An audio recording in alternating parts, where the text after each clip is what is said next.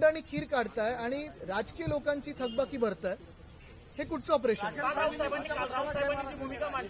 बघा, हे जे पळून जातात ना, हे जय महाराष्ट्र हे जय गुजरात वगैरे करतात, जय भाजप करतात, जय महाराष्ट्र करत नाहीत. कारण जो व्यक्ती घाबरून, केसेसना घाबरून, भ्रष्ट असल्यामुळे पळून जातो, पैशाच्या स्वार्थासाठी असेल किंवा स्वतःच्या राजकीय स्वार्थासाठी असेल पळून जातो ना, तो जय महाराष्ट्र कधी बोलू नाही शकत.